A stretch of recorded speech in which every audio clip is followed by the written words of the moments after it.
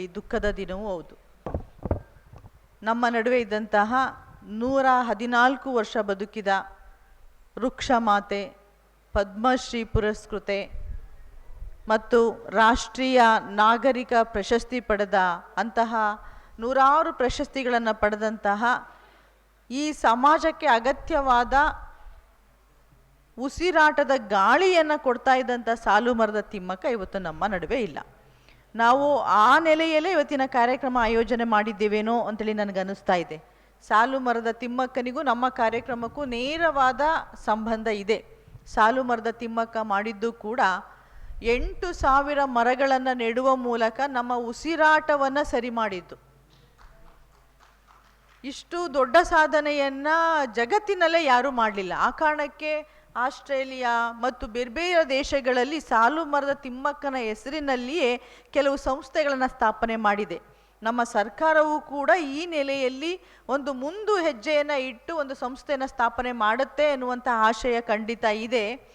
ಮತ್ತು ಸಾಲು ಮರದ ತಿಮ್ಮಕ್ಕ ಯಾಕೆ ನಮಗೆ ಬಹಳ ಮುಖ್ಯ ಅಂತ ಅಂದರೆ, ಒಂದು ಹಾಡು ನೀವು ಕೇಳಿರ್ಬೋದು, ತೆಂಗಿನ ಮರ ಸಾಕಿದರೆ ಎಳ್ನೀರು ಕೊಡ್ತದೆ, ಸಾಕಿದ ಬೆಳೆಸಿದ ಮಕ್ಕಳೆಲ್ಲ ಕಣ್ಣೀರು ಕೊಡ್ತದೆ ಅಂತ ಹೇಳಿ. ಮಕ್ಕಳನ್ನು ಸಾಕೋದಕ್ಕಿಂತ ಮರವನ್ನು ಸಾಕೋದು ಶ್ರೇಷ್ಠ ಅಂಥೇಳಿ ಜಗತ್ತಿಗೆ ಸಾಲು ಮರದ ತಿಮ್ಮಕ್ಕ ತೋರಿಸ್ಕೊಟ್ರು.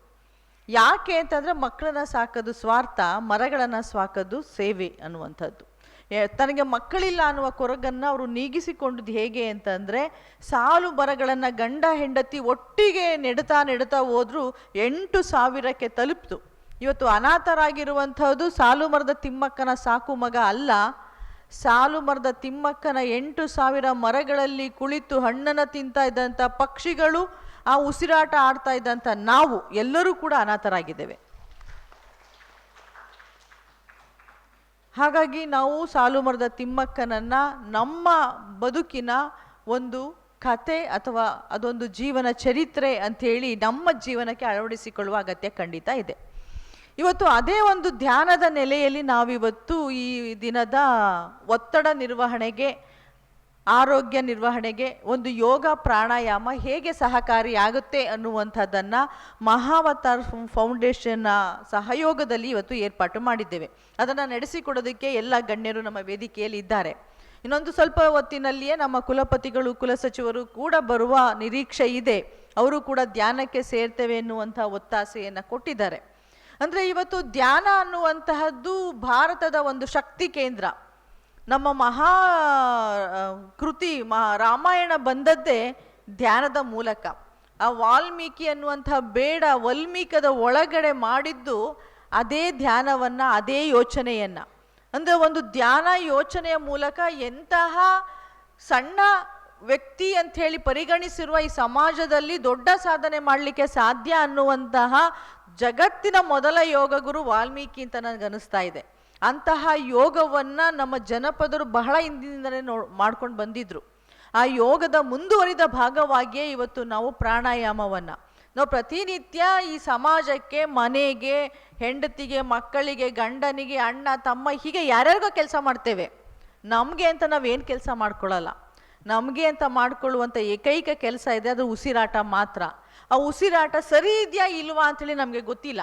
ಅದನ್ನು ಸರಿ ಇದೆಯಾ ಇಲ್ವಾ ಅಂಥೇಳಿ ಆ ಉಸಿರಾಟವನ್ನು ಹೇಗೆ ಆಡಬೇಕು, ಆ ಉಸಿರಾಟದ ಮೂಲಕ ನಮ್ಮ ವೈಯಕ್ತಿಕವಾದ ದೇಹದ ಆರೋಗ್ಯವನ್ನು ಹೇಗೆ ಕಾಪಾಡಿಕೊಳ್ಬೇಕು ಅನ್ನುವಂಥದ್ದೇ ಇಡೀ ಇವತ್ತಿನ ದಿನದ ಕಾರ್ಯಕ್ರಮ. ಬೇರೆ ಬೇರೆ ನೆಲೆಯಲ್ಲಿ ಆ ಯೋಗ ಮತ್ತು ಪ್ರಾಣಾಯಾಮವನ್ನು ಒಂದು ವೈಜ್ಞಾನಿಕವಾದ ನೆಲೆಯಲ್ಲಿ ಇವತ್ತು ಬೇರೆ ಬೇರೆ ಅಧ್ಯಯನಗಳ ಮೂಲಕ ನಮ್ಮ ಮುಂದೆ ಇಡ್ತಾ ಇದ್ದಾರೆ ಮತ್ತು ನಮ್ಮನ್ನು ಧ್ಯಾನ ಸ್ಥಿತಿಗೂ ಕೂಡ ಕರ್ಕೊಂಡು ಹೋಗ್ತಾರೆ. ಸುತ್ತೂರು ಮಾಲಿನಿ ಮೇಡಮ್ ಹೇಳ್ತಾ ಇದ್ರು, ಇಡೀ ಜಗತ್ತಿನಲ್ಲಿ ಜೆನೆಟಿಕ್ ಮೂಲಕ ಆರೋಗ್ಯ ಯೋಗ ಹೇಗೆ ಸಹಕಾರಿ ಅಂತ ಹೇಳುವಂಥ ಯಾವ ಅಧ್ಯಯನಗಳು ಆಗಿಲ್ಲ. ಅದು ಆಗಿದ್ರೆ ನಮ್ಮ ಡಿಪಾರ್ಟ್ಮೆಂಟಲ್ಲಿ, ನಮ್ಮ ವಿಶ್ವವಿದ್ಯಾನಿಲಯದಲ್ಲಿ ಅಂಥೇಳಿ. ಮಧ್ಯಾಹ್ನ ಅವರ ಉಪನ್ಯಾಸವೂ ಕೂಡ ಇದೆ. ಅಂದರೆ ನಮಗೆಲ್ಲೋ ಅನಿಸ್ಬಿಟ್ಟಿದೆ ಧ್ಯಾನ ಯೋಗ ಅಂತಂದರೆ ಓಂ ನಮಃ ಶಿವಾಯ ಅಂತ ಕಾಲನ್ನು ಒಂದು ಕಾಲಲ್ಲಿ ನಿಂತ್ಕೊಂಡು ಧ್ಯಾನ ಮಾಡೋದು ಅಂಥೇಳಿ ಅಲ್ಲ. ಧ್ಯಾನ ಮಾಡೋದು ಅಂತಂದರೆ ನಮ್ಮ ಮನಸ್ಸನ್ನು, ನಮ್ಮನ್ನು ನಾವು ನೆನಪು ಮಾಡ್ಕೊಳ್ಳೋದು ಅಂಥೇಳಿ. ನಮ್ಮ ಒಳಗಡೆ, ದೇಹದ ಒಳಗಡೆ ಯಾವ್ಯಾವ ಅಂಗ ಇದೆ ಅಂತ ಗೊತ್ತಿಲ್ಲ. ಕಿಡ್ನಿ ಎಷ್ಟಿದೆ, ಕಿಡ್ನಿ ಹೇಗೆ ಕೆಲಸ ಮಾಡ್ತಾ ಇದೆ, ಹಾರ್ಟ್ ಎಲ್ಲಿದೆ, ಹಾರ್ಟ್ ಹೇಗೆ ಕೆಲಸ ಮಾಡ್ತಾ ಇದೆ, ನಮಗೆ ಸ್ಕ್ಯಾನ್ ಮಾಡೋ ತನಕ ಗೊತ್ತಾಗಲ್ಲ. ಆದರೆ ನಮ್ಮ ಒಳಗಡೆ ಇರುವ ಅಂಗಾಂಗಗಳ ಸ್ಕ್ಯಾನ್ ಮಾಡೋದು ಯಾವುದು ಅಂತಂದರೆ ಈ ಪ್ರಾಣಾಯಾಮ ಮತ್ತು ಧ್ಯಾನ. ಹೀಗೆ ಹೇಗೆ ಸ್ಕ್ಯಾನ್ ಮಾಡಬಹುದು ಅನ್ನೋದನ್ನು ಇವತ್ತಿನ ತರಗತಿಗಳಲ್ಲಿ ನಮ್ಮ ಎಲ್ಲ ಸಂಪನ್ಮೂಲ ವ್ಯಕ್ತಿಗಳು ಹೇಳ್ಕೊಡ್ತಾ ಇದ್ದಾರೆ. ಅದರ ಸದುಪಯೋಗವನ್ನು ಮಾಡ್ಕೊಳ್ಳೋಣ. ಇಲ್ಲಿ ಹೆಚ್ಚು ಜನ ಬಂದಿಲ್ಲ ಅನ್ನುವಂತಹ ಬೇಜಾರು ನಮಗಿಲ್ಲ. ಯಾರಿಗೆ ಯಾವುದು ಎಷ್ಟು ಸಿಗಬೇಕೋ ಅವ್ರು ಮಾತ್ರ ಇದ್ದೀರಿ. ನಿಮಗೆ ಅದೃಷ್ಟ ಇದೆ. ನಾವು ನಮ್ಮ ಆರೋಗ್ಯವನ್ನು ಎಲ್ಲರೂ ಹೋಗಿ ಆಸ್ಪತ್ರೆ ಮುಂದೆ ಕ್ಯೂ ನಿಲ್ಲಕ್ಕಾಗಲ್ಲ.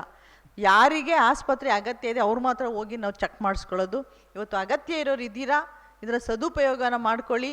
ಮತ್ತು ಇದನ್ನು ಕಲಿಯೋದಕ್ಕೆ ವಿದೇಶಿಯರು ನಮ್ಮ ಮೈಸೂರಿಗೆ ಲಕ್ಷಾಂತರ ರೂಪಾಯಿ ಕೊಟ್ಟು ಬರ್ತಾರೆ.